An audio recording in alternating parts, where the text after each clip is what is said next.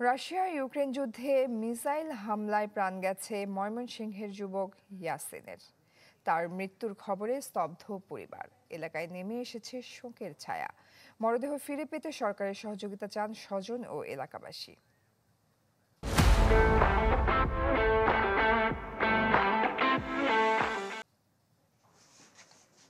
মায়ের সাথে ইয়াসিনের শেষ কথা ছিল ঈদের পরেই টাকা পাঠাবে দেশে। সেই টাকায় উঠবে নতুন ঘর, সুদ হবে ধার দেনা। কিন্তু ঈদের একদিন পরেই পরিবারের কাছে খবর আসে ইউক্রেনের মিসাইল হামলায় মারা গেছেন ইয়াসিন সহ 4 জন। ইয়াসিনের উপরে বম পড়ছিল।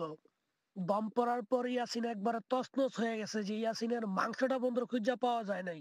একবারে তছনছ হইয়া মারা গেছে, অকাল মৃত্যু। আর আমা তুমি দেখো, তুমি টেনশন করিও না, আমি কিছু দিনের মধ্যে টাকা পাঠাইতেছি। আমার এই মুহূর্তে এই কথাটা কইয়া বাবার কথা কয় না গো। পরিবারে সচ্ছলতা আনতে গেল সেপ্টেম্বরে রাশিয়ায় পাড়ি জমান ময়মনসিংহের গৌরীপুরের এই যুবক। শুরুতে ইলেকট্রিশিয়ানের কাজ করলেও সুযোগ পেয়ে পরে সৈনিক হিসেবে যোগ দেন রুশ সেনাবাহিনীতে। ইয়াসিনের মৃত্যুতে শোকের ছায়া নেমে এসেছে পুরো এলাকায়। মরদেহ ফিরে পেতে সরকারের সহযোগিতা চেয়েছেন স্বজনরা।